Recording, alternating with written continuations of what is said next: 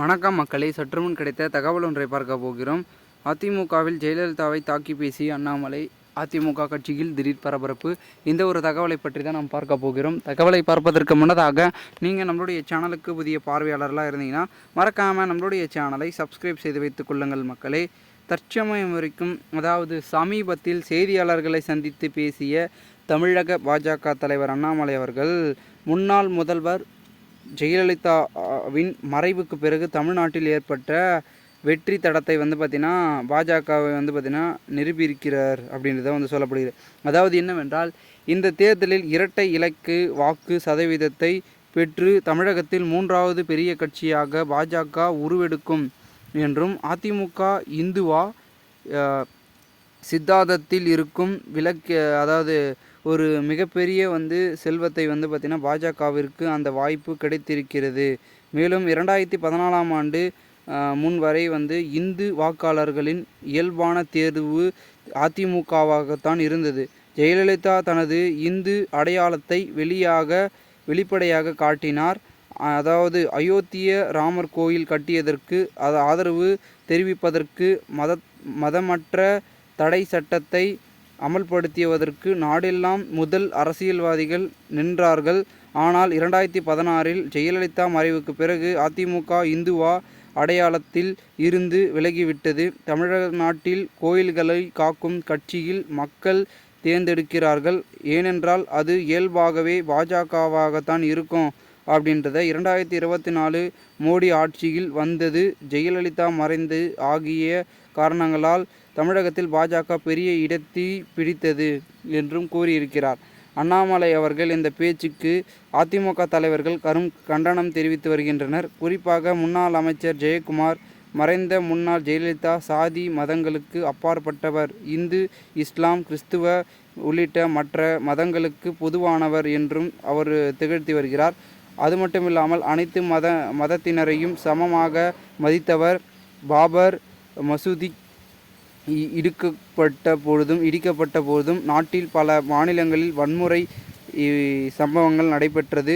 தமிழகத்திலும் எந்தவித வன்முறைக்கும் இடம் அளிக்காத தமிழகத்தை அமைதி பூங்காவாக திகழ்த்தியவர்தான் ஜெயலலிதா. பாஜக தலைவர் அண்ணாமலை அவர்கள் தன்னை அடையாளப்படுத்தி கொள்ள வேண்டும் என்பதற்காக மறைந்த முதல்வர் ஜெயலலிதா மீது அவதூறு பரப்பி நோக்கில் ஒன்றை மதத்தாதவற்றை சார்ந்த தலைவர் போன்ற பேட்டியை கொடுத்து கடும் கண்டனத்துக்குரியிருக்கிறார். மேலும் எம்ஜிஆர் வழியில் எல்லாரும் எல்லாம் பெற வேண்டும், இங்கு இயலாத நிலை வேண்டும் என்று திராவிட கோட்பாட்டின் அடிப்படையில் பொற்கால ஆட்சி தந்தவர் ஜெயலலிதா. தனது ஆட்சி காலத்தில் முதலாக திருக்கோயில்களில் அன்னதான திட்டத்தை தொடங்கியவர். புனித ரமலான் மதத்தில் பள்ளிவாசங்களுக்கு நோன்பு கஞ்சி தயாரிக்க அரிசி வழங்கி திட்டம், புதியதாக வம்பு நிறுவனம் போன்ற மேம்பாட்டு நிதி குறுக்கப்பட்ட 3 கோடி ரூபாய் நிதியும் வழங்கப்பட்டிருக்கிறது.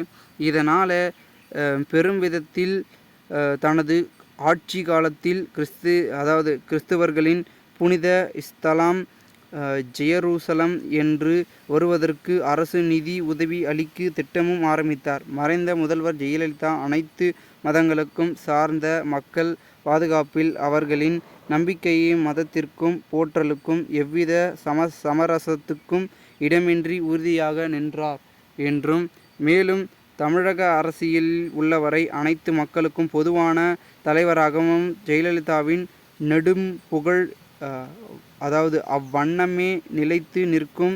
அண்ணாமலை தனது சொந்த அரசியல் லாபத்துக்காக தமிழகத்தில் தன்னை அடையாளப்படுத்தி கொள்ள வேண்டும் என்ற ஒரு நோக்கில் மறைந்த முதல்வர் ஜெயலலிதா இந்த மதத்தை மட்டுமே சார்ந்தவர் என்றும், அவரது பெயருக்கு புகழுக்கும் களங்கம் நிலவிக்கும் வகையில் வேண்டுமென்றே பேட்டி கொடுத்து கண்டனத்துக்குள்ளாயிருக்கிறார் என்றும் தெரிவித்திருக்கிறார். இதேபோல ஜெயலலிதா தோழி சசிகலாவும் கடும் கண்டனம் தெரிவித்திருக்கிறார். இது தொடர்பாக தனது அறிக்கையில் மறைந்த முதல்வர் ஜெயலலிதா இந்துவா தலைவரா என பாஜக தலைவர் அண்ணாமலை கூறியது அவருக்கு அறியாமை, தவறான புரிதலும்தான் வெளிப்படுத்துகிறது. சாதி மத பேதங்களை கடந்து அனைத்து தரப்பினரிலும் மதித்து போற்றக்கூடிய ஒரு பெரும் தலைவியாக தன் வாழ்நாள் முழுவதும் வாழ்ந்து காட்டியவர் ஜெயலலிதா. மக்களால் நான், மக்களுக்காகவே நான் என்றும் தன் வாழ்நாள் முழுவதும் தமிழக மக்களின் நலனுக்காகவே தனது வாழ்க்கையை அர்ப்பணித்த ஒரு சிறந்த மக்கள் தலைவர் அவர். அண்ணா, எம்.ஜி.ஆர். ஆகியோரின் வழி ஒரே உண்மையாக திராவிட தலைவராக தனது இறுதி மூச்சு வரை வாழ்ந்து காட்டியவர். இந்து, இஸ்லாமிய, கிறிஸ்துவர் என அனைத்து சமுதாயத்திற்கும் சொந்த கொண்டாடியும் ஒரே ஒற்ற தலைவி அவர்தான் என்பதும் நாடன்றி தெரிந்த உண்மை. சாதி மதம் பேதங்கள் கடந்து ஏழை எளிய சாமானிய மக்களின் வாழ்க்கை தரங்களுக்கு மேம்படுத்த தன்னை அர்ப்பணித்து கொண்டு மாபெரும் தலைவர் ஜெயலலிதா என்ற ஏழை எளியோர்களுக்கு அம்மாவாக, அரசியல் எதிரிகளுக்கு சிம்மா சொப்பனமாக விளங்கிய ஆளுமைதான் ஜெயலலிதா. அவருக்கு தெய்வ நம்பிக்கை இருப்பது அனைவருக்கும் அறிந்ததோ. ஆனால் அதே சமயம் என்னையென்றாலும் மத நம்பிக்கை கிடையாது, அதாவது எண்ணளவும் மத நம்பிக்கையும் கிடையாது என்றும் ஒரே ஒப்பற்ற தலைவியாக தன் வாழ்நாள் முழுவதும் இருந்தவர். அவரது ஆட்சி காலத்தில் அனைத்து தரப்பினருக்கும் மிகுந்த பாதுகாப்புடன் இந்த தமிழ் மண்ணில் வாழ முடிந்த தமிழகத்தை ஒரே அமைதி பூங்காவாக அமைதி பெறும் வரை சேரும் இந்த சிறப்பு வாய்ந்த ஒரு மக்கள் தலைவரை எவ்வித குறுக்கி வட்டமிடித்து கொள்ளும் யாரெல்லாம் அடைத்து விட முடியாது, குறுகிய வட்டத்தில் அடைத்து கொள்ள முடியாது என்பதனை இந்த நேரத்தில் தெரிவிக்கிறேன் என்று ஜெயலலிதா அவர்களும் தெரிவித்திருக்கிறார்.